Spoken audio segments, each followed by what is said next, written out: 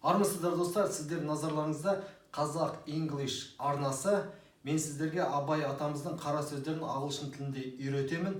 Бүгін екінші сабақ. Сонымен Абай атамыздың қара сөзі: алыстық, жұлыстық, айтыстық, тартыстық, әурешілікті көре келдік. Енді осы Абай атамыздың қара сөзінің ағылшынша нұсқасы. Ең алдымен сіздерге осы ағылшынша мәтіннің оқылуын үйретейін. Мұқият қараңыздар, тыңдаңыздар. Fraught with, struggles and quarrels, disputes and arguments, suffering and anxiety.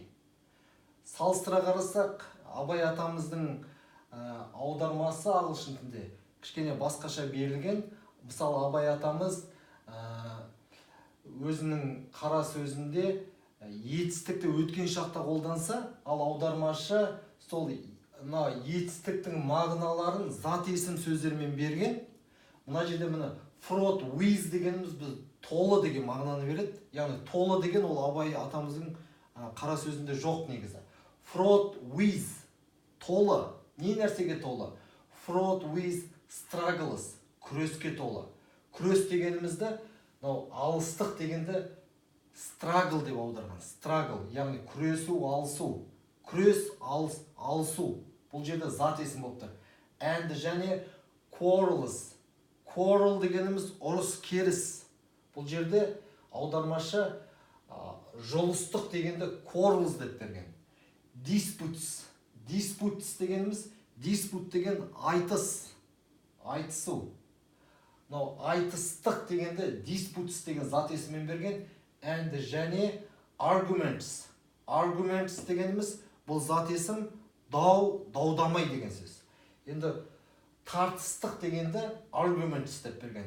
Ал әурешілік деген сөзді екі сөзден берген: suffering and anxiety. Suffering деген қиналу. Suffering қиналу.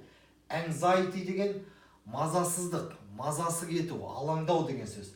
Сонда әурешілік дегенді suffering and anxiety. Ал мына көре келдік деген бұл жерде тура аудармасы жоқ. Сонымен қазақ тілінде мына көре келдік дегеннің мына жерде ағылшыншасы жоқ. Ал fraught with дегенде аудармашы өзі қосқан. Бірақ ағылшын тіліндегі аударма Абай атамыздың қара сөзіндегі айтар ойдың мағынасын жеткізіп тұр. Сонымен қазақшасын және ағылшыншасын тағы бір қайталайық.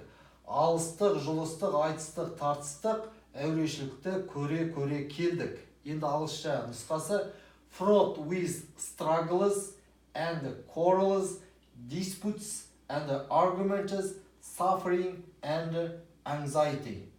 Осымен құрметті достар, Абай атамыздың қара сөздерінің алғы сөзіндегі алғашқы сөйлемді аяқтаймыз.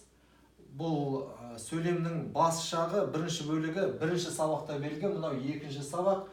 Егер осы бірінші сабақты көрмесеңіздер, осы Қазақ English арнасынан тауып алып, екі бейне сабақты біріктіріп, Абайдың бірінші сөйлемінің ағылшынша аудармасын меңгеруге, игеруге, түсінуге, салыстыруға және жаттап алуға тырысыңыздар. Келесі сабақта кездескенше аман сау болыңыздар.